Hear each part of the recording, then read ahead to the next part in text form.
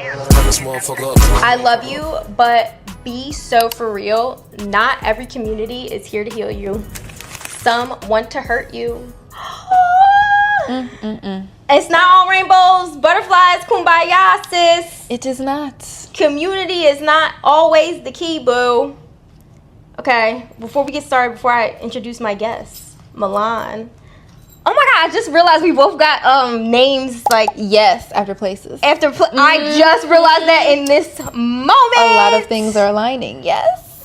Oh, it's the telepathy. It is. Like, subscribe, follow I Love You But podcast, Instagram, TikTok, YouTube, Spotify, wherever you get your podcasts. And I'm a fiance. Ring cam. I got this tiny finger, so she's a heavy girl. So she heavyweights twisting around just a little bit. But I'm engaged, so if anything, I feel like you should like, subscribe, follow, just to say, like, you know how they got the thing like honk for the fiance or honk for the wedding thing, like honk, like, subscribe, follow, like that's your honking. Subscribe. When I see that number go boom, boom, boom, I'm gonna know that you did it for the ring, for the girl. Support. We were supposed to name her. She doesn't have a name yet. Okay. I don't know, Majesty or something. That sounds... I like that. Like, kind of like a ghetto fabulous name. Yes. I feel like... But it's still giving the vintage vibes, like you said. Yeah, I kind of like Majesty. Ghetto fabulous. Like that just came to me. Because before I was like Princess, but I'm like... I don't know. I think I needed the ghetto-ness to it. And Princess is ghetto, but I feel like Majesty gives like ghetto fabulous. Definitely. Yeah. Love it. Okay, so our guest... On to more important things. She didn't even know. I literally just got engaged. She didn't know. She was walking into this. Yes. So, like, I was like, damn, I'm going to have to make it just a little bit about me. Because y'all know I don't be making it about me on the things. Like, I stay stuffing in. I have my stories, but it don't be about me. But we got to celebrate the good news. Just a little bit. Yes. Okay. Milan. She is in training to be a behavioral analyst, and she specializes in understanding how environments shape human behavior. She has expertise in applied behavior analysis, or ABA therapy, which helps autistic individuals build skills and independence. And it can be used on other people, right? Yes. Yeah. And she's seen firsthand how something as positive and well-intentioned as ABA can be used to take advantage of people in vulnerable communities. Yes. And she's here to give us the tea, the insight into like how we can heal communities using resources, but the red flags of like, hey, you're being manipulated with this tool. Yes. Oh my gosh, I just now thought about this. Did you see that Tell Them You Love Me documentary on Netflix? Is this the one with the mom and the daughter? No, so it was the one, the woman was working with a severely disabled man. Okay. So I think he was of like man age at the time, but like severely disabled, could not function without his family support. Okay. And she introduced some sort of therapy, let's say, that was like, oh, he's able to communicate through like this thing, and we type and have conversations through this like communication thing. Okay, like a device? Or like some sort of device. I have not seen it. I could tell what happened? Yeah, you could tell me. You could tell me. Tell me. She ended up fucking him. That's not shocking. That what it was. See, okay, she know the stories. But again, it's just me saying like, how this a tool that's supposed to help can be used to take advantage, because she was saying to the parents, oh yeah, me and him having this conversation. He's in school now. He was in college now. He went from not being able to communicate with nobody like in words to in college because of this device. And she had a husband and kids. And she was like, oh, but me and you are going to be together. See, it's tough because he was an adult, right? Technically. But the manipulation piece is like, how did you get there? That's crazy. And she ain't in jail no more. I think she did like not a lot of time, like 23 months or something. Of course. Yeah.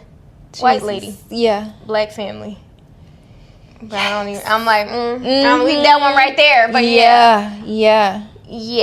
Lack of advocacy and everything. That's a lot. So, okay, that I don't know why I didn't talk about that when we talked before, because it just now came to me. I was like, oh my gosh, she did that. And then I looked up the research on whatever that therapy was, and it's so inconclusive on if it's helpful or not at all to anybody. And it's just a shame, because I can imagine it. You have a sibling, because he was close with his siblings and his mom and stuff. Like, you have a family member who you haven't been able to verbally, like, have conversations with, and you think that he's able to now do all these things.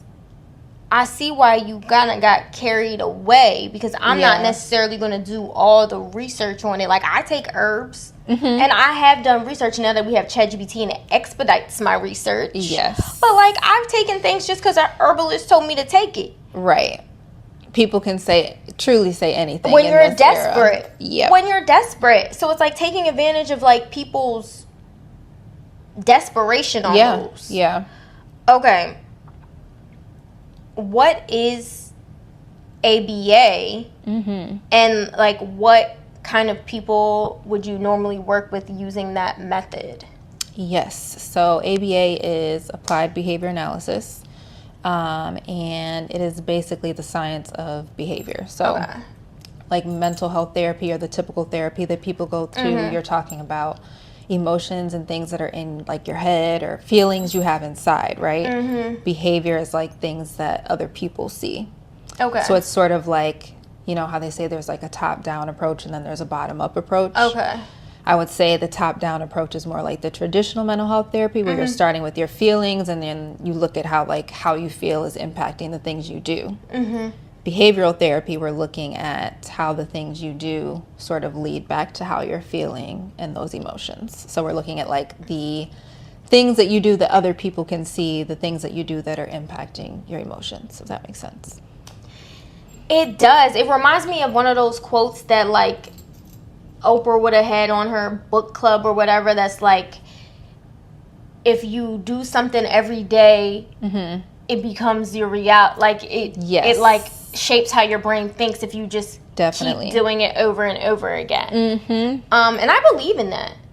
I believe it becomes in your world. Your reality. That's why they say with, like, manifestation, you're not supposed to just, like, say, I want to be a millionaire. I want to be a millionaire.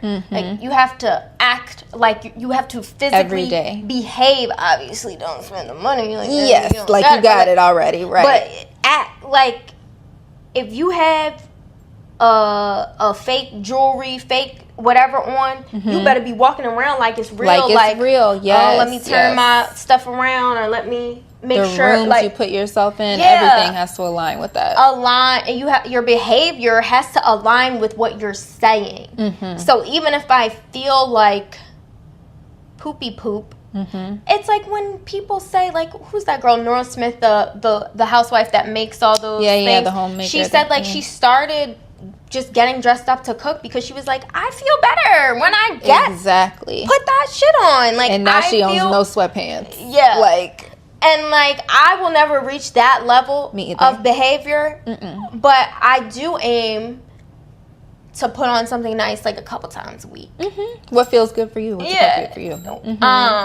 I remember, like, I was going through a breakup a couple years ago, and my friend was like, here's your to-do list today, like 3 things you have to get done today. And one of them was put on some clothes. Yes. Like something that makes you feel nice. Feel good about yourself. Doesn't have to be an extravagant dress, but something that you like how you look in.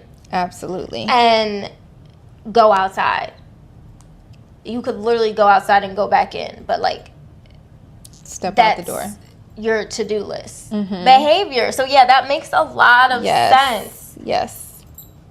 Oh, my gosh. Okay, so then how does that tie to autistic people specifically? Like, why is it used a lot for that demographic? Yes, I would say it's for a lot of the socialization skills. And sort of working on behaviors that like may be easy for other people to control or work through, or other behaviors that people are aware of versus someone who's neurodivergent or autistic, needing a little bit more support with like getting out of certain behaviors, whether that's something that's going to harm them or somebody else around them, or just something that they personally want to work on, you know, to grow towards making friends or whatever it may be. So it's sort of like, and like I said, it doesn't have to be neurodivergent people specifically. Like, let's say you want to stop smoking, and these are the steps we're going to take to help you get there. You want to stop drinking, sex addiction. Like, there's a number of things that it's like, we're going to take this behavior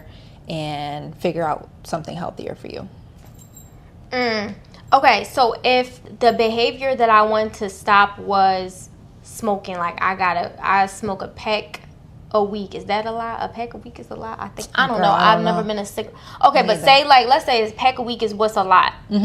So then I smoke my pack a week and I'm trying to stop smoking. How would we use the ABA? Because you have a physical addiction to it too. Yes. So there is definitely that physical addiction. And I'll say, like, if you're doing any type of therapy and you have physical things going on with it, you need like an interdisciplinary team of people supporting you. So you need to be seeing your doctor. Like, we all need to be working together to make sure you're getting what you need to be good. But ABA is really like data heavy. So it's really like looking at your life in all environments, which is what I really, really like about it. So we're not just like talking about what's going on in the office, like when we're together. Like, I could be at the grocery store with you, I can be at your house. Like, we're in all environments, and we're looking at what's triggering you to do this behavior, and then sort of working backwards from there. So it's basically called like ABC data. So we're looking at the antecedent, what happens before you do the behavior. Then there's the behavior, so what are you doing? And then the consequence, what happens after you do that. So let's say like you get super stressed at work and your boss pisses you off and you're like, I need a cigarette now. So you run outside and you're like chain smoking before you go back in and get your break or something like that, right?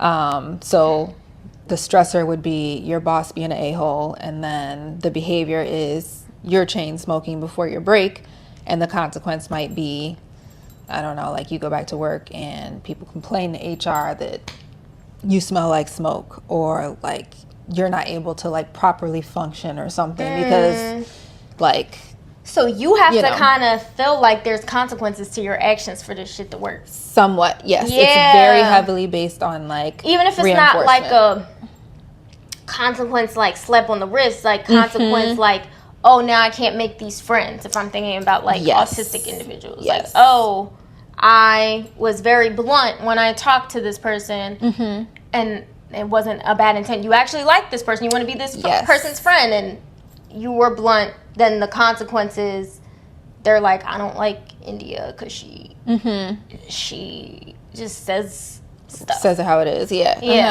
Definitely. Okay. Or it could be like, consequences could be a good consequence too. So we like to reinforce the good behaviors that you have. So if I'm talking kindly to people, then they want to be my friend. And then I have the friends I've always dreamed of making. So it could be like, we see this positive consequence. This is reinforcing to you. So how do we get you to keep doing this, essentially? So all this sounds like it makes sense, like the beginnings of any cult do, right? Or any type of therapy. Even when the girl was taking advantage of that poor little black boy, like black man. But like, it all sounds like it makes sense at first. So how do people take advantage of that and exploit something that sounds so like 1, 2, 3, like this is how I could use it to try to help you? I think it's easy in healthcare in general, like whether it's physical healthcare, mental healthcare, like people are typically coming to you in a time of need, like they're really vulnerable or they're super desperate. So it's really easy for someone to be like, I'm going to find a way to take advantage of this, whether it's the amount of people that have like fake licenses to do whatever it is, you know, a certain type of nurse or a certain type of dietitian, and they're not actually like credentialed or have like the education to do these things. There's still people out there practicing. There's people online who can post whatever they want and say like, oh, this helped, 100 people. And it's like, you have no way to really verify those things. But people are so desperate for the help that it sounds good. And, they sort of go with whatever they feel like is going to get them what they need at that point in time. Yeah. But then, but if ABA is good, as an example, like, or can be good, where does it go south? I would say, like a lot of things in healthcare, like things being overly privatized, corporatized, whatever the word is, like, rather than intentionally treating people, it's about the money. Rather than intentionally treating people, it's about my ego and the degree I have and what I think is best for people. So specifically with ABA, it can be very controversial for people because some people have had like this great experience where their kids met the right person, which is, I think, in anything you do, like that helps, right? To have someone who's like actually dedicated to the work. And it helped them. Like, it's really an early intervention type treatment. So we can start with kids as young as 2 and 3. And then the hope is that by the time, they're 5, 6, 7, we don't have to do as much and they're in a like better place to start off. But then there's people who go to these places where kids are getting like 30 plus hours of therapy a week. And the therapist is in the home and going everywhere with the family, or it's like super expensive and insurance doesn't want to cover it for certain reasons. So it's one of those things where like the science of it and the actual like practice of it when properly applied can be great for people. Not for everybody, just like, not every type of therapy is for everybody. But I'll say like people taking advantage of people's need for like actual support, community, the education surrounding it, because a lot of this stuff is new, honestly. Like people have been taken advantage of through the science, definitely. And taken advantage of, like what's some scenarios that you've heard about through your education of people, or it doesn't have to be through your education. However, you found out, like, what are some scenarios? I would say insurance is a huge one. So it's really tough for people to like get approved to even receive the therapy. So going through that is a lot. Internally, just meeting improper caregivers, people who are not there for the right reasons, just there for a paycheck. They'll definitely like take advantage of people because they just need the money, or like, they're not there for the right reasons. And then 2, there's a huge thing with, I'll say within like healthcare research of people having like this degree and having the knowledge, and rather it being like a collaboration between the people you're working with, it's like I know what's best and I'm going to implement what's best and you're going to listen to me, and if you have anything else to say or questions about it, you can go find somebody else. And it's a very like strict, disciplined type of therapy for some people. And it doesn't always have to be like that. You need to like individualize it to the specific person or family you're working with, for sure. So potentially, because someone could be like an improper caregiver or just someone who's there for the check, the same thing that I was talking about that happened with Main Man and the lady could happen with this type of therapy, like any other therapy, right? Like his thing was some sort of verbal something therapy. This was a therapy. Yes. Even just kids that are in the system, like, a lot of people who do this type of therapy, they work for the state, or just environments where kids were dropped off at, 5 and 6 years old. Their parents couldn't deal with them or couldn't afford to support them. And they have no one to like advocate for them or make sure that they're okay. Like from the time that they were a child, they've been just passed around from location to location. You can imagine like what someone goes through under those conditions when no one is there to check and make sure that they're being treated properly. So that happens a lot. Yeah, and then also I just thought about it too, because I saw on TikTok there was some, I think it happened in like Cleveland, it was a medical doctor, but like some sort of specialist, and it's like a lot of times when you get those like weekly meetings, or not weekly meetings, but weekly treatments or whatever. Yes. Your child is there not with you. Like, I remember I broke my ankle when I was in 4th grade, and it's like my mom was in the building, but she wasn't physically in the room, and nothing happened, thank God. It was like a great facility and everything, and it was my ankle. Like, there was no reason that I would ever reasonably need to be naked or something. Right. But like, at the end of the day, my mom was not in the room, so anything could really happen. So like the case I saw on TikTok, it was like this girl, what's it called, like her baby, I think was like 2, and they had the doctor, and the doctor even had them sign off on like a photo non-disclosure thing, but they thought he said it was for like tracking progress or something, whatever it was, and the whole time he was using them to like beat his little pee at home. He had him like upload it all to a thing, and it's like any type of treatment, any type of specialist, and you're seeing that doctor every week or whatever the case may be, it has the potential, even though like her and her husband together, like 2-parent household, right, you need to be with your kids, and it's like you don't know that, especially it's like, I'm sure they were in the hospital. Yes. I'm sure they were there. They just weren't in that specific room with them, because that's not how it's like set up a lot of the times for it. And people will like misinform you and be like, yo, you know, we can't have you in this room for X, Y, and Z, or you know. So it's tough to like, we can't know everything. Yeah, you and know? with like ABA, it's like, well, you think, oh, you guys are just gonna talk, kind of like if you're a parent and you're already overwhelmed, because having any type of kid with a special need can overwhelm you. So like, if you're already overwhelmed and then throw low income into there, like they're saying, oh, you're gonna hear what ABA is, and you're gonna be like, oh, y'all are just gonna be talking, and you're all gonna go to different places, and you're gonna see like what my kid says, blah blah blah. Right. Why would you think you need to be there for that? There's no.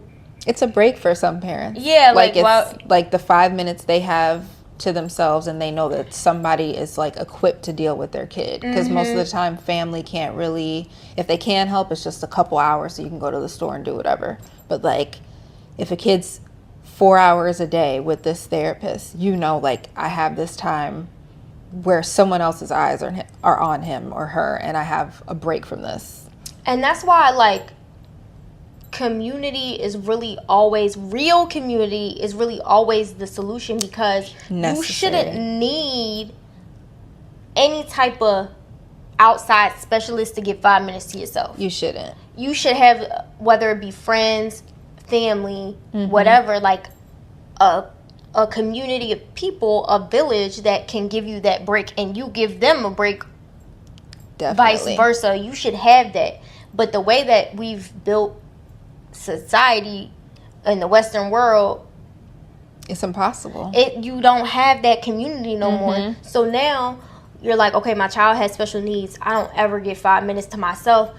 I'm taking them to this therapy that is either costly or like took a lot to even get them into. Why would I think that I can't, trust this certified professional and take 5 minutes once a week or however often you're taking them there for this therapy?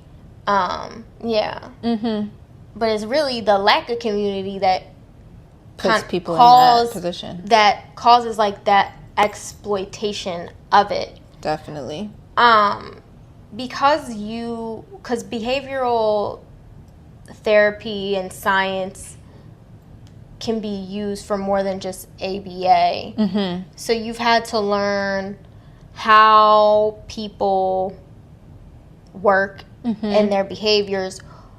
Who would you say is most vulnerable to getting into, like, taking advantage of in that way, or a cult? Because, this whole season's theme is, like, cults and community, the fine line, blah, blah, blah. Like, who, from your standpoint, is the most vulnerable to that? I would definitely say kids and anybody with low income. And then on top of that, people of color, specifically Black people. Ooh. So it's layered. Like most things. I mean, like most things, but it's like... But, yes. If this, and then add that. Yes. And then add that. Yeah, because I feel like with cults, especially like religious cults, there be white people in it. Mm-hmm. Low income white people a lot of times. Yes. But it's like, then it be a lot of Black people. Mm-hmm. Low income white people and Black people, like Jonestown when they drank the Kool-Aid. Yes, everybody was there. Like everybody was there. They got everybody in that They got situation. the motherfuckers in I'm there. I'm telling you, yes. And wait, because where were they at? Guyana, right? Guyana, yeah. South America. Mm-hmm. He really had them out the country. Took their passport. Gave up everything. Sold their houses because they thought that they were about to have a better life. Mm-hmm. And I know for you grew up going to Catholic school, mm-hmm. but your parents weren't like, you have to like make you, because Catholic school for a lot of people, I know in Philly, it's like Catholic school is like an opportunity to go to a good, safe school. Yes. Without having to spend like same here the private school money. So a lot of people go to Catholic school, and mm-hmm. it's not because they're super Catholic. Right. How do you feel like that experience shaped your view on authority and mm-hmm. religion and conditioning? Ooh, a lot, in a lot of ways.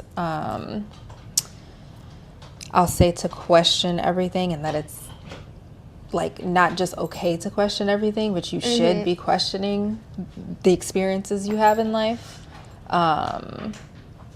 Yes, the Catholic Church is very, I'll say, like compared to other Christian churches that I've been to, very disciplined, very like we follow whatever leadership tells us to follow without question. You're just supposed to go along with it. That's why they had all them little boys getting touched. Yes. It's a very like closed off, like your connection to God is through your priest or mm-hmm. through somebody else. It's never like you directly have have the authority to mm-hmm. build your own faith. Definitely. And some people have different experiences. Yeah. But I know that, you know, if you talk to most people, that's a common experience that they probably had, is that yeah, you're going to have to listen, and if you question, you're going to be looked at as like an outsider or a problem. It's not a good thing to be like, well, why do we do this? If it's not helping us, if it's not, you know, if you truly believe in what Jesus said and this is not aligning with that, why are we doing this? It's like you need to literally sit down and shut up and do what you're supposed to do. So I would say it definitely, like even just from the behavior aspect of like looking at people say one thing and then do a completely different thing. It's wild. Like not just doing a different thing, but the complete opposite of what they say. They stand for. Mm-hmm. That be my problem is like, even if we take, you know how they say like, oh, gay marriage is bad, mm-hmm. right? Okay, say you're right. Say that is the case. The Bible says like, you know, treat everybody the same, because judgment day is not up to us, it's mm-hmm. up to God. Yes. We are not to judge here on this earth because I'm not God. Right. So if you're taking what the little book that you say you're following mm-hmm.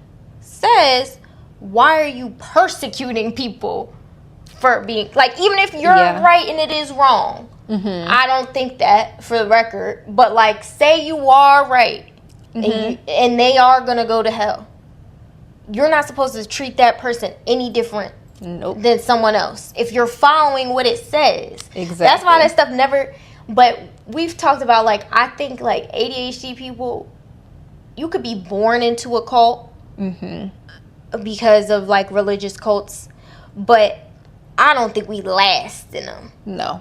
I don't. I would like, if there's anyone listening who has ADHD who, yes, like, purposely went into a cult and lasted even, I would be surprised if I found anyone who even purposely went into it, like wasn't born It would into probably be like, you're so curious, you need like a rush from something that you like. That would be the only reason I could see someone doing that. But then in last though, like you lasted in it, I need to talk to you. Like I need to have you on the podcast. Please. If you exist, because I genuinely am like, I don't think. I interviewed someone for this season who she was born into being a Jehovah's Witness. Okay. And has ADHD. And like she even did it like growing up, because you know they like literally train your brain. Yes. And so she was born into it. So her brain's trained thinking this and that. And she ain't last. She ain't last. Nope. I think she got they have a word like they shun you. Okay. Once you sin to a point where they're like, oh, you're unworthy, you're defellowshipped. That's what it's called. Okay. Defellowshipped in their thing. And they gave her an option, actually. They were like, if you don't move in with your boyfriend, we will let you stay like unshunned. Like you won't be shunned if you don't move in with your boyfriend. You'll be fine. You'll be in the good nature. Right. And she was like, that don't make no sense. No. And she was like, guess I'm gonna be shunned. And that was it. That was the end of it. What are you gonna do? Like she was like, that don't make sense. How you gonna say, oh, I'm in God's good nature as long as I don't do that one thing? But I already sinned. She already had the sex. Right. And told them, and they ask questions on the sex. Oh, yes.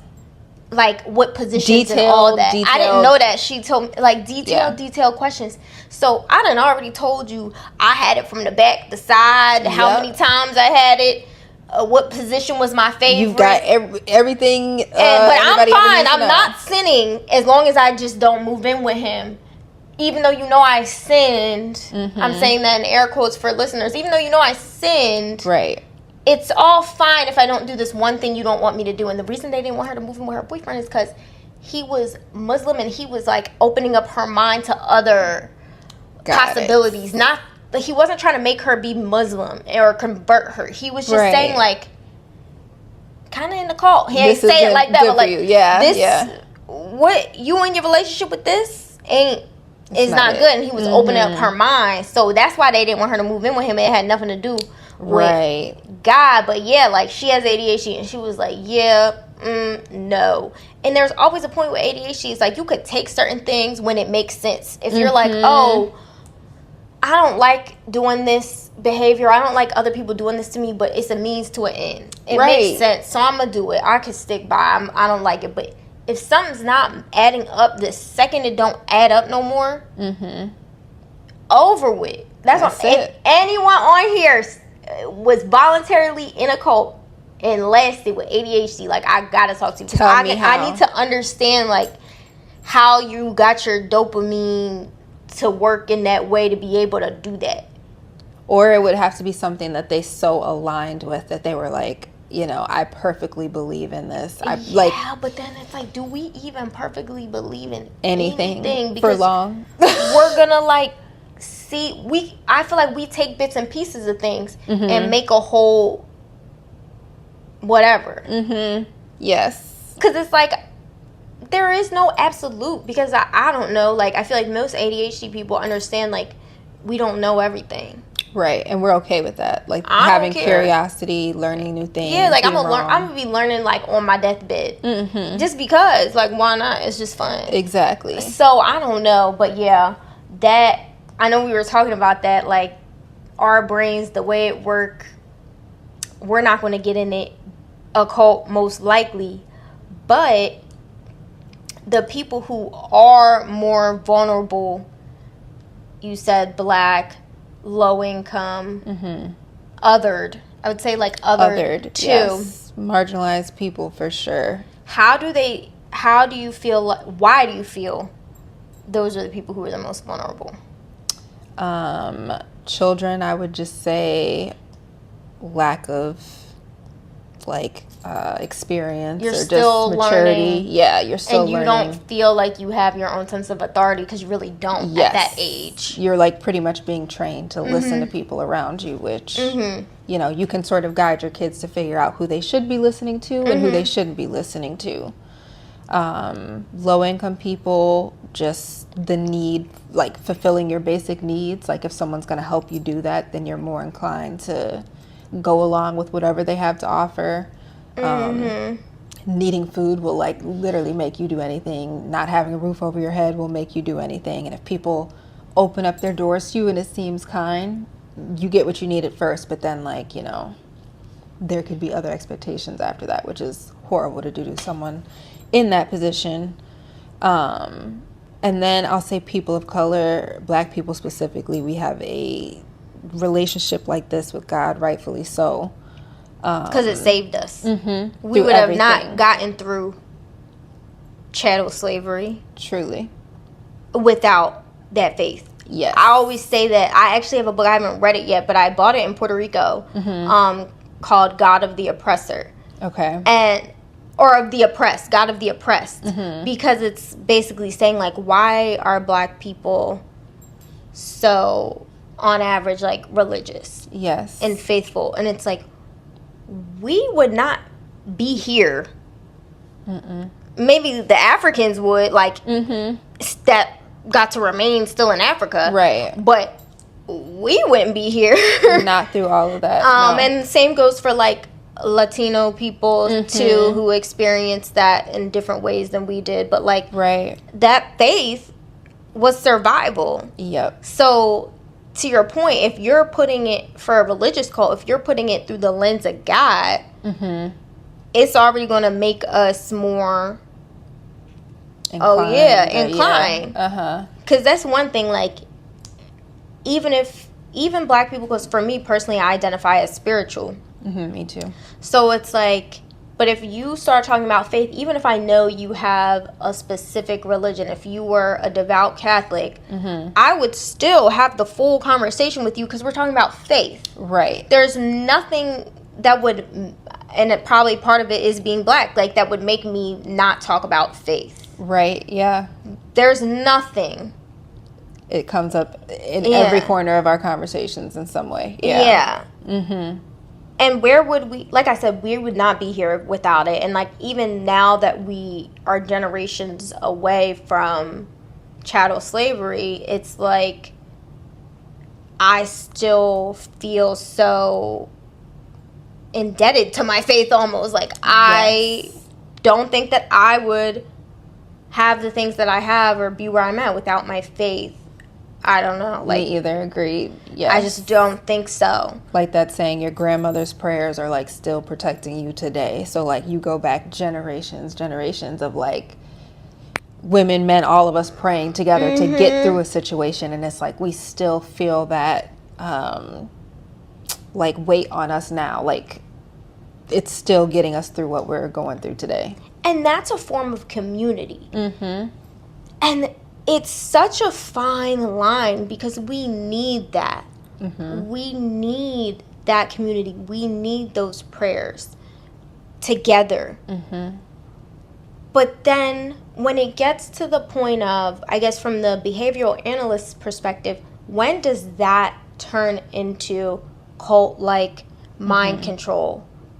Because I would say, like, if you had a couple people that you had in your trusted community, I had a couple people, and we did prayers, I wouldn't have a problem with that, and I wouldn't call that cult-like behavior. Right. Because but what's the line? Like, how would you say, what distinguishes? I feel like everybody has a different opinion on it, but I think when you have to give up parts of yourself that aren't harming other people, that's a problem. Like when you have to start changing who you are in order to access like basic things like community, that's a problem. So you think community is basic? Yes, like a very basic need. I mean, if we were here like living, like every person was in one of these buildings and we could only see each other from here, we'd go crazy. Like we are literally meant to be partnered or around other people. We are not, solo creatures. So community is a basic need. So Yes, you know Maslow's hierarchy of needs. Yes. Where's community on that? I think. Do they even have that on there? I'm pretty sure it's on there. But it's like at the top? Yes. Towards the top? Uh-huh. I'm pretty sure, yeah.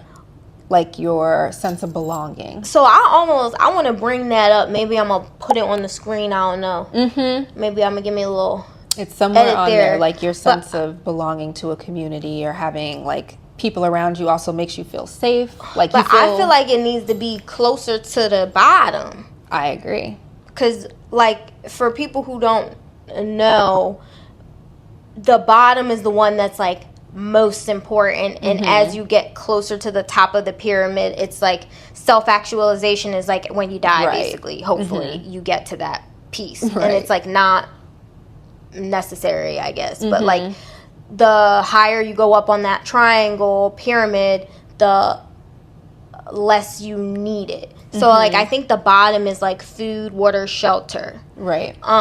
Which, like, okay, fine. But then right above that, I really feel like it should be community. Because once you have that food, water, shelter, community makes you feel 10 times better than not having it.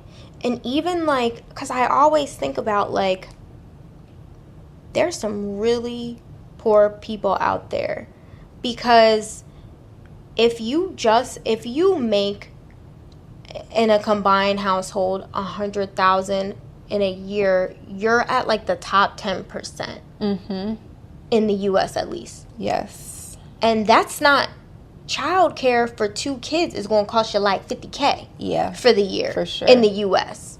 So you're telling me that if combined, I make 100,000, I'm in the top 10%. There's 90% of people, especially if they have kids, that are poor. Living off less than that, yeah.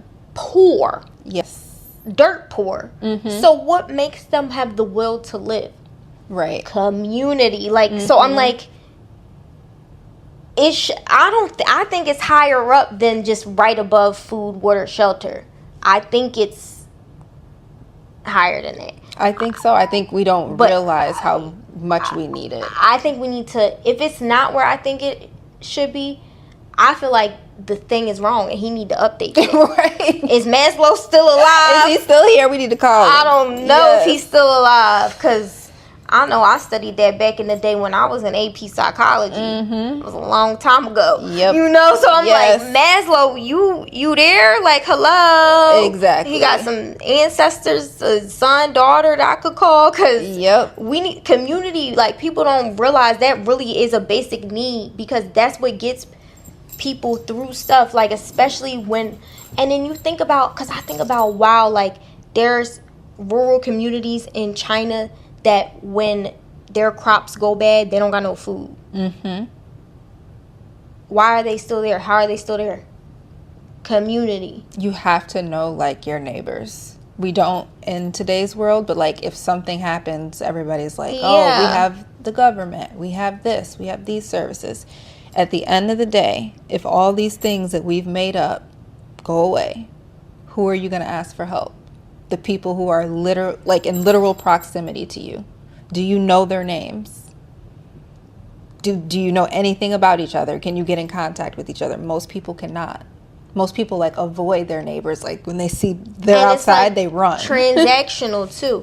Especially, like, so before I lived in Chicago, I'm from Philly, and I lived in Philly's neighborhoody in general, but like I lived in a very neighborhoody neighborhood. Okay. And even when I was moving my stuff to come to Chicago, it's like the crackhead on the street came up and said, do you need help? And he wasn't trying to steal. Like, he was genuinely like, you need help carrying something, whatever. The crackhead on the street. Yep. But it was a poor neighborhood, right? I'm talking about crackheads. I had my crackheads. I knew who my crackheads was. I knew which one was going to get on my nerves, because they knock on the window of your car. And she wasn't going to hurt you, but it's like, don't touch my car, girl. Exactly. But, like, it was a community nonetheless. It's a Yes. poor community. It's a hurting community, but it was a community. Mm-hmm. And when I walked into my apartment building in Chicago for the first time, and I didn't feel that, Mm-hmm. I cried. I'm like, Yes. yeah, I cried because I was like, a lonely feeling. where's my crackhead? Yes. Where's my crackhead? Like, Yes. Community doesn't have to be perfect. It No, doesn't have no. to be white picket fence. Mm-mm. It just has to be there. Exactly. And be genuine. So yeah, I don't know what made me think of that, but that is hilarious. Yes. I'm like, where's my crackhead? I be I missing need my them. crackheads. Yes. They be having good entertainment too. Like, I don't know. And a lot of the times, like, even with Community, Mm-hmm. the guy who was dealing their extracurriculars, Mm-hmm. he even had Community with them. Yes. And like, Yep. if they needed a couple extra dollars, he would be like, oh, go in the store and grab this for me and you could keep Yes. the change. Did you eat today? Yep. Their dealer Mm-hmm. is in Community with them and knows them, and in some cases, their children. Right. And then would give a couple dollars to the child because Yeah. he know What's going on? Yeah. what's going on. And people might look at that and be like, oh, he's such a bad person, or why would you ever want to live in a neighborhood like that, or this and that. And it's like, but I felt more at home there than I do in my high-rise amenities apartment. You know? We think those things are going to fulfill And they or replace won't. Community, but Unless you build a community. And thankfully, like, the reason I've lived in this building the whole time I've been here is once you actually live here, they have like a lot of events and there's like a good community, and our management team is really good. Nice. So That's like good. we know the people on our management team, and like one of them's pregnant. I'm like, oh, before she goes out on maternity leave, she actually lives in the building. I want to get her like a gift card for like one of the cooking things where they send you the already cooked meals and stuff like that. Like, we do have that in this building for the people who are interested in being in Community. But if it didn't have that, I would be like, I don't even want to live in a high rise, even though I have these amenities and stuff. I would give it all the amenities up if I had to. Right. For Community. Yes. Yeah. There's this like saying right now that's really popular on social media, and it's the price for Community is inconvenience, or part of the price for Community is going to be some level of inconvenience that we don't want today. So you're tired after work, your friend's having an event, it's 1 hour. Like, to some extent, we have to find time to fit these things in, because that's literally what Community is like being there for those people when they most need it. And just for fun time, just being around each other. It doesn't always have to be like a planned event, go run errands together, get your groceries together, and like spend 30 minutes and go home. You know, like, it doesn't always have to be this perfectly curated, like, we're coming together for Community, we're coming together to do this activity together, you know, like, it could be, you know, that you could come over after work. Yes. Or like, you know, we go in the same direction, let's take the train together in the morning. Yeah. Like, whatever it is, it could be the smallest thing, but like, we don't realize how much that helps us in the long run. And it's in us getting rid of Community. I don't want to say get rid of it, but not having Community makes you outsource things. It keeps you spending. Definitely. It keeps you spending, and it keeps you working to afford the spend. Yes. It all goes back to capitalism. Truly. And I know I feel when I talk my like capitalism shit, I feel guilty for talking, because I'm like, I know I benefit from capitalism. Absolutely. Yes. Every day. I understand my ass is benefiting. 100%. But I still feel like I can recognize that it creates problems. Yes. That is huge. Yeah. I like feel guilty for saying that sometimes. I'm like, no, it creates huge problems. Someone else that I talked to, she was saying there's studies like your blood pressure goes up when you eat alone. Wow. Yeah. Versus like eating with someone else. That's definitely something that's supposed to be communal for humans, you know? Yes. So, yeah, I don't know. That was kind of like, so we're talking about the positive of community right now. And you said the line could be like, do you feel like you have to give up a part of yourself? That's when now that's taking advantage of you, maybe. Yes. But then you also talked about community could be an addiction. Yeah, in a way. Like the sense of belonging or fitting in could be like, you know, you've hid who you are for so long, you're addicted to being this version of yourself that you present to the world to belong. Yeah, I think a lot of us do that more than we realize. And have you seen that, like, in, like, the certain, like, work that you've had to do before in preparation for your certification? Yes. I would say, like, with neurodivergent people, we call it masking. So, like, okay, yeah. you know, how you present to the world versus how you are at home by yourself or around people that you're, like, really comfortable with. But we literally all do this. People of color do it when they go to work and they're like, okay, I'm not going to be accepted talking a certain way, looking a certain way, so I'm going to show up like this. Now I've spent 40 years in corporate relaxing my hair, and I can't see how I look with my natural hair because I'm like shocked at how I naturally look. Or I don't end up teaching my kids Spanish because I was shamed into not learning. You know, like these are very like severe steps to take. You've lost major parts of yourself, your culture, like your family, who you are. And you're almost like addicted to staying in the community. Yeah, that makes sense. And again, I feel like with ADHD, it's like we mask, especially like I was not diagnosed until I was an adult. Me too. But I am never gonna like fully give up a version of myself. No. Like, you got me fucked. It would pain me. up. Yes, fully. I know y'all lying. Like, no. Absolutely not. And if that costs me something, so be it. Yes. Yeah, so be it. So basically, it's like the community as addiction could be like the sense of belonging can give you like that high. And you're like, I figured it out. I've cracked this code. And I want to keep belonging. Almost like social climbing. Yes. It's also like the aspect of like reinforcement within like behavior. So like I'm doing X and I'm getting X. I show up to work a certain way, I get a raise. I act this way around this certain group of people and I get invited to like the events that I want to go to. So it's like, you know, if society is rewarding you for hiding a part of yourself, you know. I think my old job was a cult. A lot of people's jobs are cults, especially if it was corporate.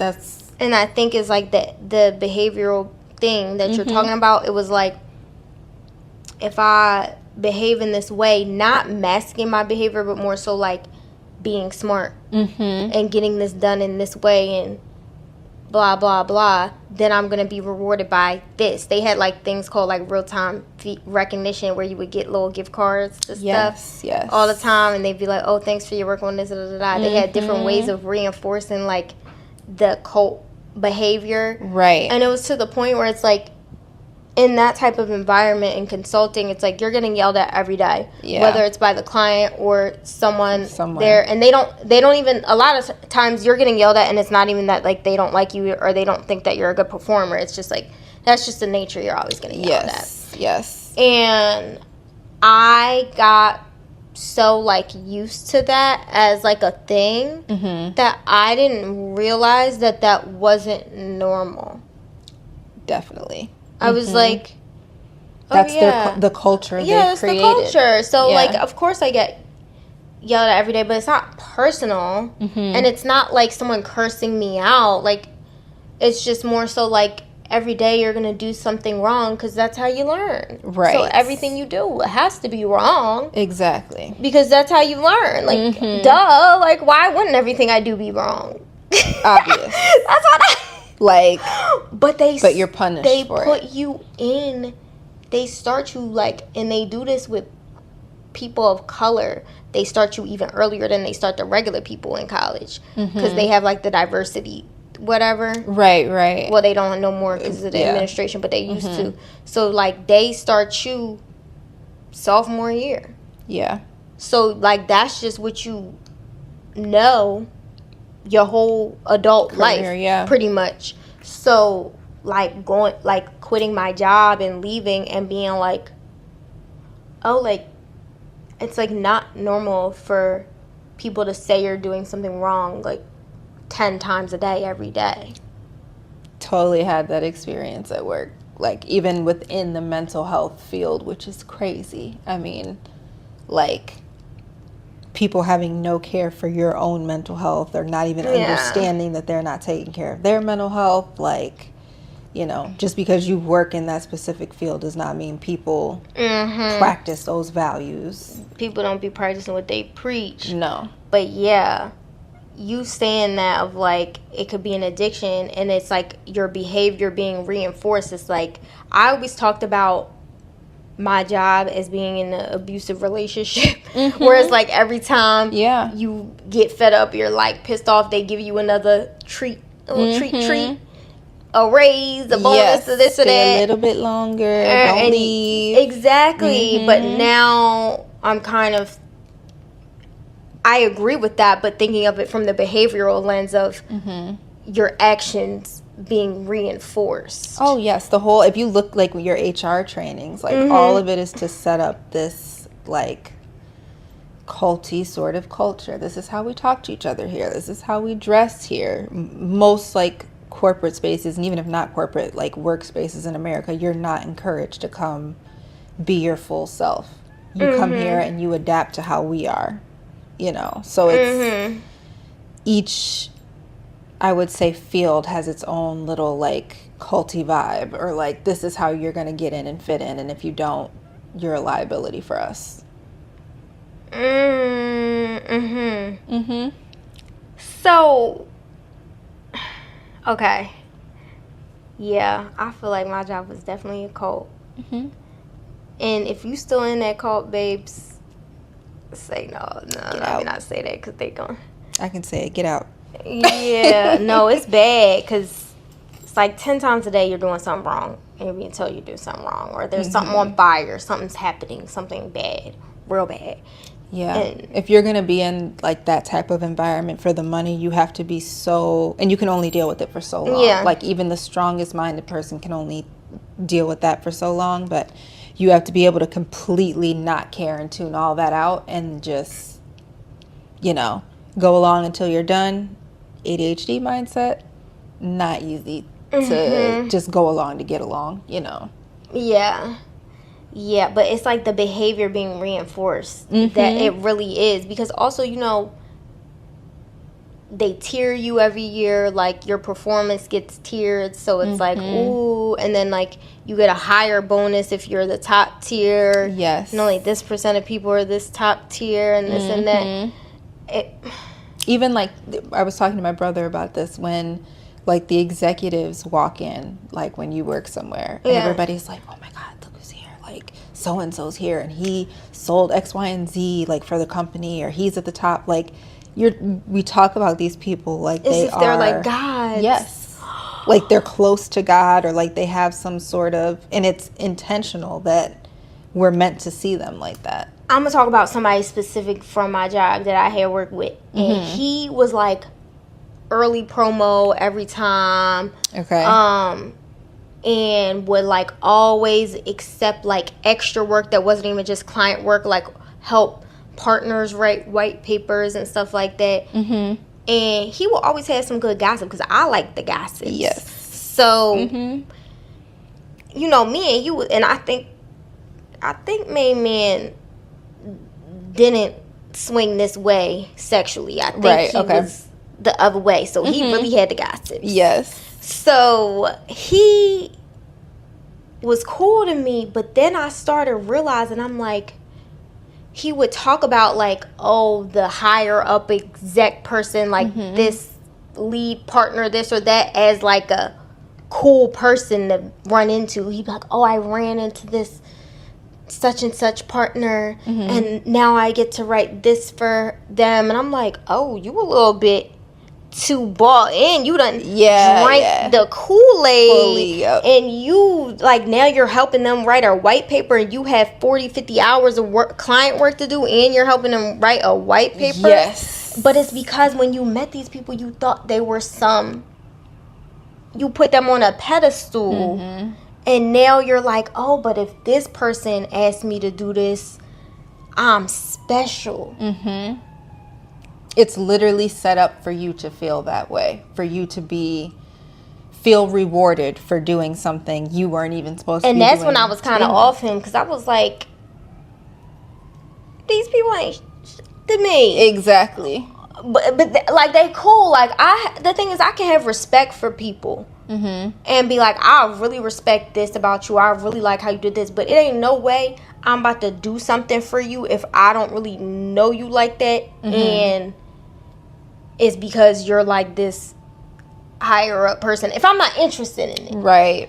If I'm interested in it, that's different. But like, or I want to take a similar path to you or something, that's different. But like, I'm not about to work 60, 70 hours a week just so that I look cute, good to you.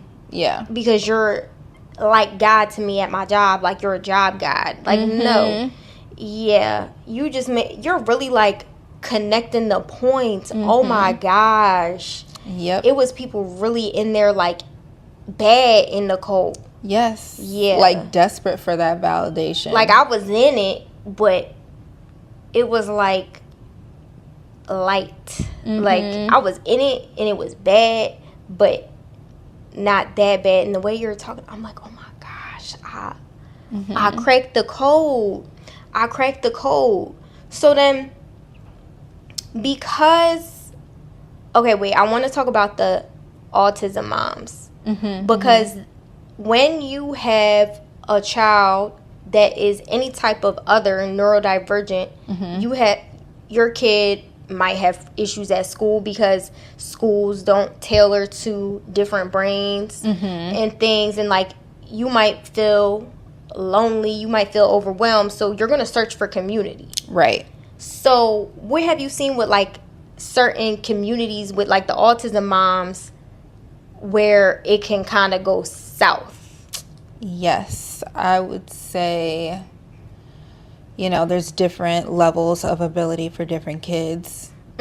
Ideally, I think all kids should be around all kids. So kids that are in special ed should be around kids at some point in the day that are in gen ed, so everybody knows this is what the world is like. You're going to be around people different from you, and we all have to learn to work together, like, regardless.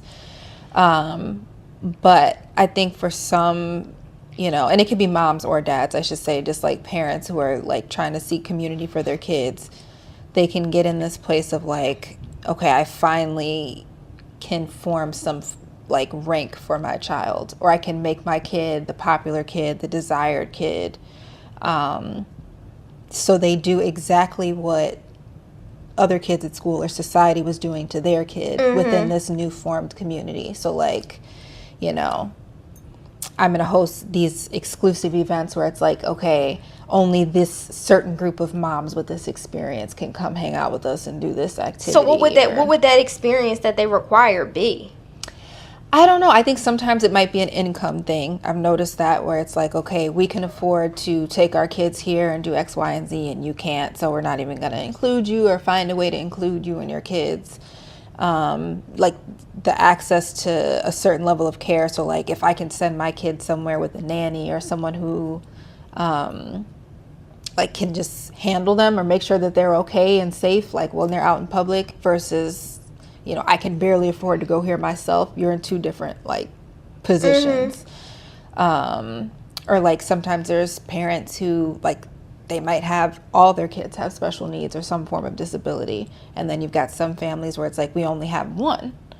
So that mom's and family's experience is going to be completely different from the family who's got, like the youngest might have a disability or Down syndrome, and you've got older kids who are supporting and loving on them, versus like you've got maybe a dual parent household or a single parent household, and you've got 3 siblings and they all have X, Y, and Z.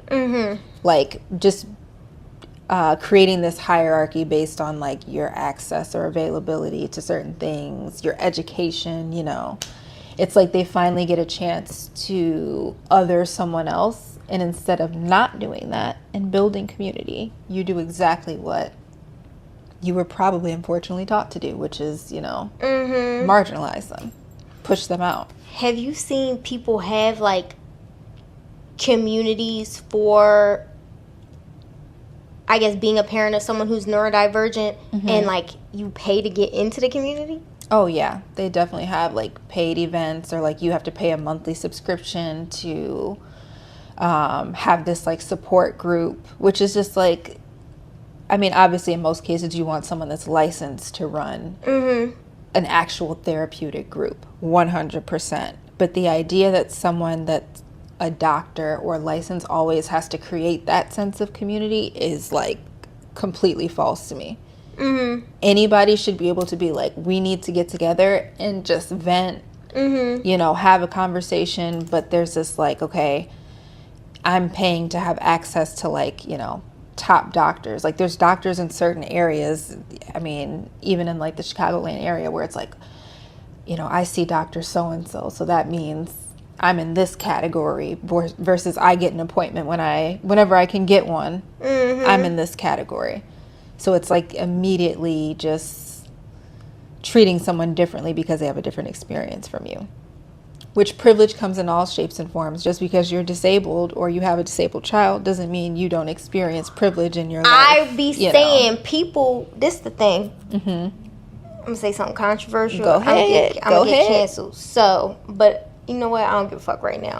We ain't censoring people in this day and age. No. So I think a lot of times, not all the time, I have friends that are in this category, so I'm not talking about y'all, but a lot of times, gay white men feel like because they are gay and may experience some sort of oppression, that like, oh, I can't do no wrong because I'm an other. I'm a good person because I'm gay, pretty much. And it's like, yes, you are othered, and you do have a plight that is, I take it serious, and I support you in your efforts to be seen as whole and human. Right. However, you're not a good person, and it just because of that, and it doesn't mean that you can't be othering other people. Just because you're an other in one way. Exactly. Being marginalized or being an other, like you said, does not equate to good person, like, kind person. Okay, light-skinned black women, we're marginalized, we're women, and we're black. We're still at the lowest totem pole in the world. Right. However, I'm light-skinned. I could still other people if I want to. Right. Like, I can still other people. It doesn't matter that I have this plight or that I'm, you know, like black and a woman and whatever. Like, I experience these things. Yes, it does matter, but it's like, that doesn't mean that I'm not just as able to other dark-skinned women. Yes, exactly. It's very easy. It's very simple. But people assume that like puts them in this protected class of like, you know.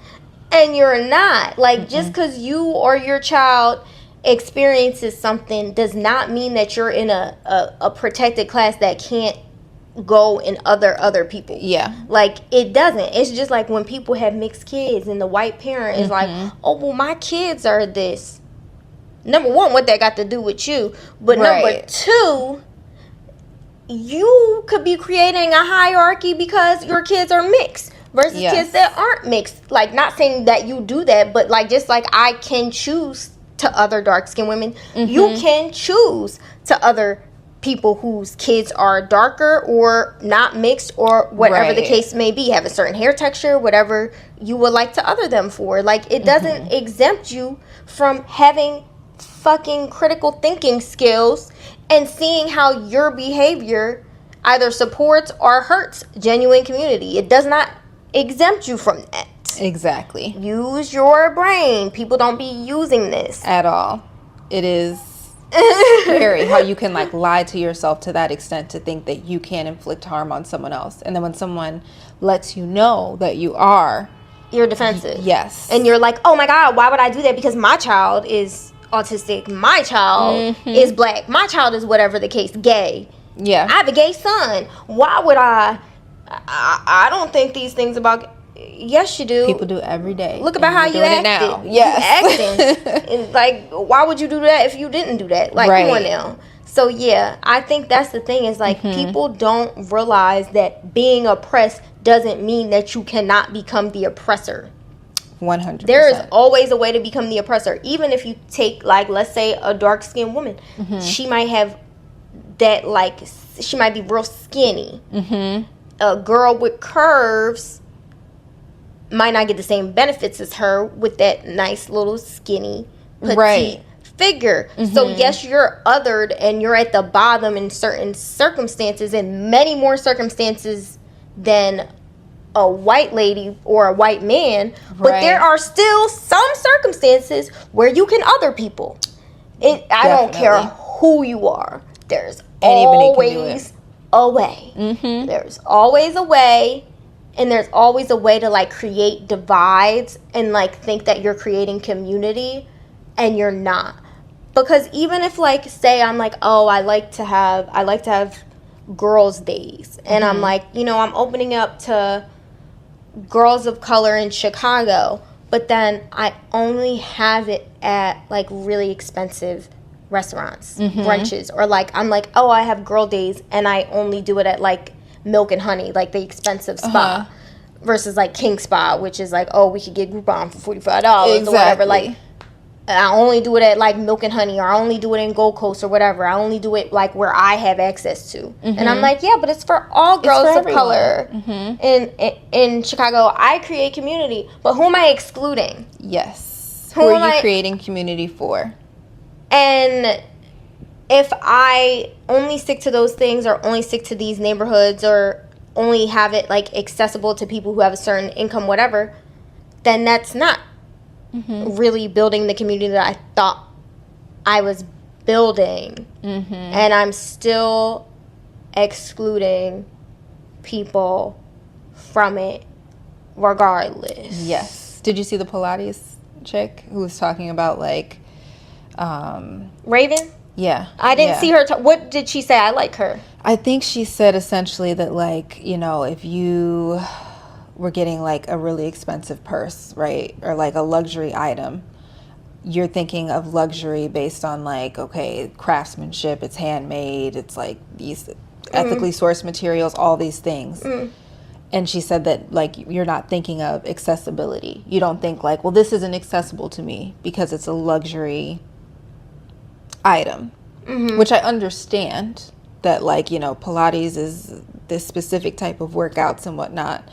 But there's certain things that we place on this, like who should access it, and it needs to be a basic right. Now, I'm not saying that like Pilates specifically or whatever, but the idea, this is an idea that unfortunately doesn't just stay with Pilates. It extends into physical health care, all of healthcare, and everywhere else. It's like, yeah, but Pilates is a very good example. I've talked about like the Pilates body and oh, I have to have this Aloe Lululemon outfit to go. So now that the one outfit's running me $100-$200. Okay. Yep. So that's just the outfit for one, and it's like you gotta have more than one outfit. You gotta have at least a couple. I'm going a couple times a week. And then the memberships be $200-$250 a month.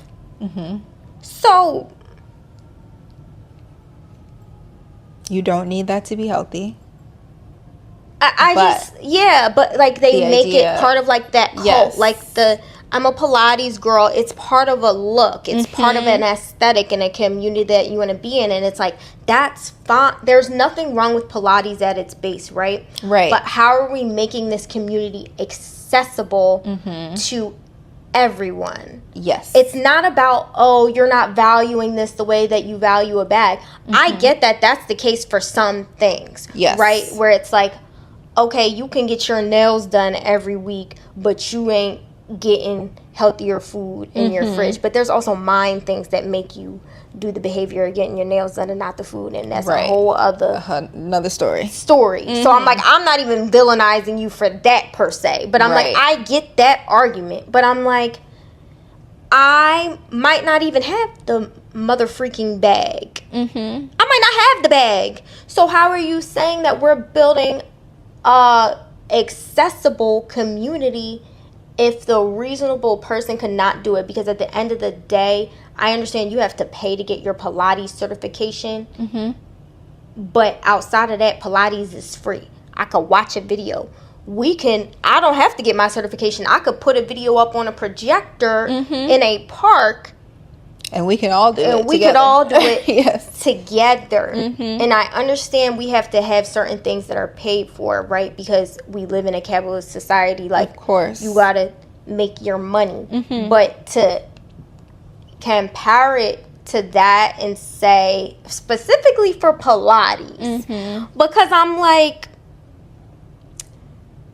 Pilates culture is exploiting people. 100%. Like, I'm like, you could say this about a lot of things, Miss Mamas, but Pilates, I can't. Truly. I can't. And I like her. She cool. I do too. Yeah, I've watched a lot of her videos, and and I think she has good intentions, but it's like, you're privileged. Yes. To be able to say that. And I'm privileged. If I wanted to spend $200 a month on Pilates, I could, and I'm privileged for that. To be able to do that, yeah. Like, point blank period. But it's like, I'm acknowledging that that's a privilege. I'm not trying to say, oh, well, when you get this bag and you don't think about, you need to reframe your mind, because also that bag, you won't have that bag.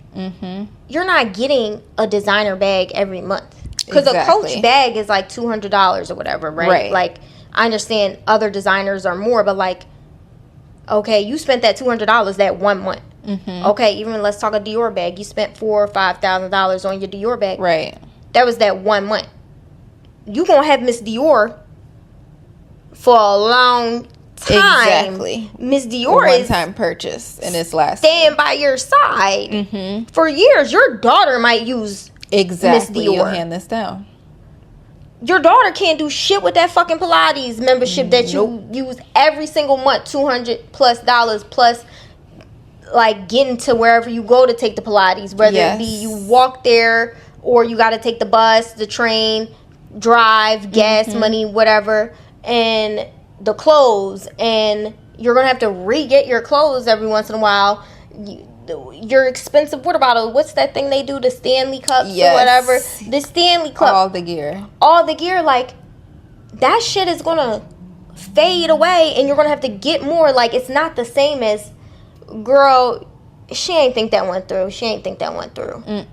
It's like we can't start excluding people from, like, basic things that they need, like exercise, healthcare, community, and being around other people, like a certain barrier to entry. Because Pilates, the whole point of Pilates was it's supposed to be accessible in a way of, so it got started by somebody who was a veteran, right, and it was like supposed to be accessible to people who had different physical abilities, because of the nature of the movements. And that's why it's like, until muscle fatigue, because you're not lifting heavy weights and stuff. It was created to be accessible. And that's what we're saying with, like, ABA and everything else. Everything is actually created to be accessible. Not everything, but a lot of things. Community building, veterans, a very big othered community, for sure. Community created this. Did a lot of y'all know that? That's Pilates bodies, mommies. And no, the Pilates bodies, they do be hitting. I'm not saying y'all bodies do be hitting. I might need to get on that. Get your workout in however you need to get it. Yeah, but like, did we know? We didn't know that basis, and now it's like we're creating these barriers to entry. Vets don't got a lot of money. No. Okay? Some of them got 1 foot, 1 eye, one this, one that. They got the Purple Heart and shit. Getting there the best way you can. Had to get into the Pilates with the one leg straight and the other leg cut off and hold make it work. Make that shit work. Yes.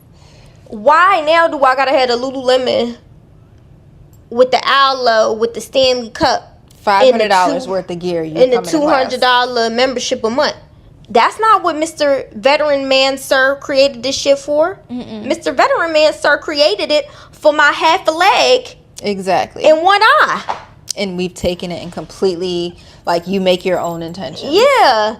But now we're creating a barrier to entry because people are like, oh, this is a good thing. This is a good community. And now we're gonna make it cost to have this community. Just like with ABA, where it's like, the more the people make you go, and like that, you're gonna make it cost to have these things that should be a basic need. I feel like that's my like, so what? That's my so what. I feel like that's what you've taught me today. That's where we really ended. I feel like that was it. The so motherfucking what is, it shouldn't be no cost to community. If your community costs physically, mentally, financially, spiritually, it ain't no community at that point. It should be free. Just like you can feel more connected to people by listening to a podcast or watching a certain show. And like when we was all watching Love Island, and there was that Love Island community, and people would have watch parties and stuff like that. That ain't cost you a thing. No. Now, once it got to the finale, people started charging for them watch parties, but we could, because that's what people start doing. It's like we can't just maintain any type of community. It's like, but nah, baby, we could come to my house and we could watch it, or we could go to the roof in my amenities building and actually take advantage and have community. Exactly. So, I don't know. That's kind of I feel like that's the mic drop. I feel like we done. I feel like that was it. Amen. Do you have anything you're like looking forward to promoting or like excited about bringing you joy right now? Yes, I am working with my cousin to start something on our own for mental health. So whether that's actually like doing therapy eventually or just mental health education stuff. So we'll keep you posted on that. But yes, we're looking to bring, what people need to them directly. So like bringing people that community aspect, whether it's people with disabilities, without disabilities, but just like bringing everybody together. Period. Okay. So when do you feel like you're going to have like a name for it? So we're thinking We Heal Co., like We Heal Company. Just like we for the aspect of community, and then heal. We wanted to keep it simple. Like we're just here to heal each other in community. And yeah, we want to like work with kids and like start really young with like explaining the importance of community, taking care of each other, taking care of your mental health, whether that's like within the family aspect or you at school with your friends. Like we have all these little pockets of community that we're in, right? So like how can you be a leader within these spaces that you navigate every day? So like starting with kids, and then of course working our way up to parents, teachers, and everybody that sort of works and influences the youth. I love that. I'm just now finding out about that right now. Yes, thank you. Okay, so we'll have to stay tuned. Yes, we will keep for you posted. This because the whole point of this season is, first of all, you might not have known that you were in a cult. 9 times out of 10, you probably have been participating in the cult in one way or another. Because I'm just finding out that I was at a cult at work. Cult. But then too, like, you're not. It's preying on your need for community and validation and behavior reinforcement. These are all very human things. So you're not stupid. You're not wrong. Your brain actually worked the way it was supposed to work. Exactly. Let's be for real. Like, your brain did what it was supposed to do. But there is a way to meet those needs, find community, understand one another without being taken advantage of. You just have to find the right people. Amen. Yes. Amen. Like, subscribe, follow I Love You Up podcast, all platforms. And thank you so much for being on. Thank you for having me. Bye, y'all. Bye.